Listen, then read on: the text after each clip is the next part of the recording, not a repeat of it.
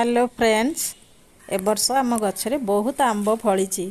मु गछ पाखु जाई निजे हाथ रे आंब तोली आनिली। आंब देखिवा को जेतिकी सुंदर, कंचारे बहुत खट्टा और पचिगले बहुत मिठा।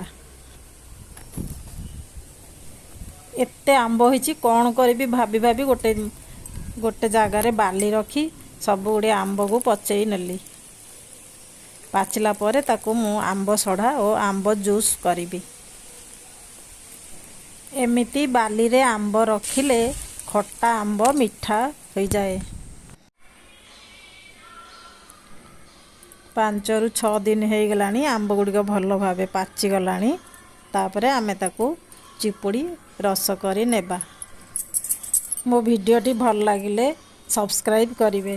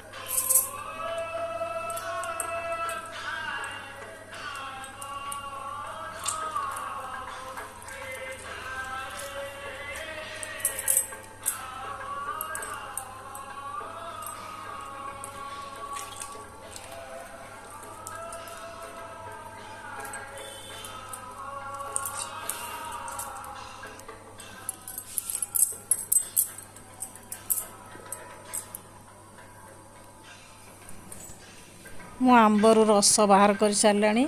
आज भारी खरा होची। आमर 2 जन गेस्ट आसी पहुँची।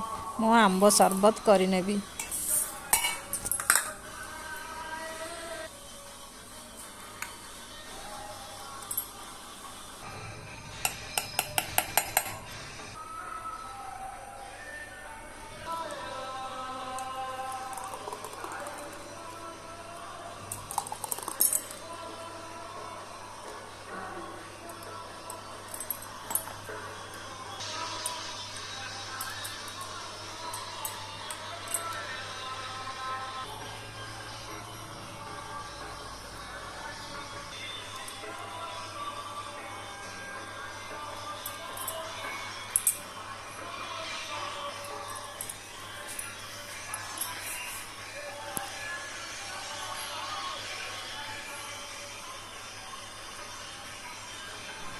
लाइक और सब्सक्राइब करने को भूलिबेनी।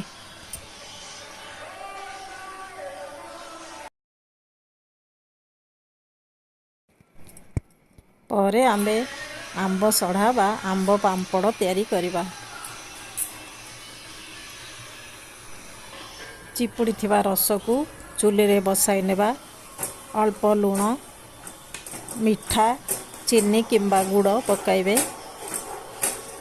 काश्मीर लाल लंका पाउडर किछि पकाई ताकू 15 ରୁ 20 मिनिट रांधिबे।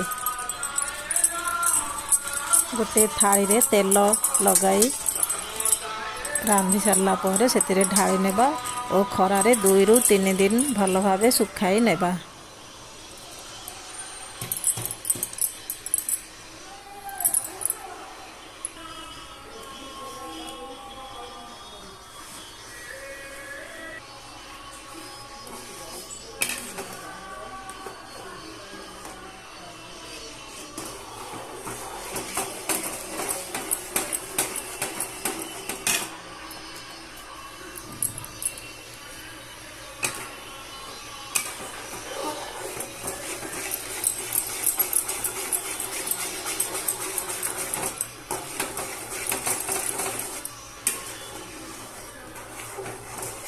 ମୋ ଭିଡ଼ିଓଟି କେମିତି ଲାଗିଲା କମେଣ୍ଟ ନିଶ୍ଚୟ କରିବେ।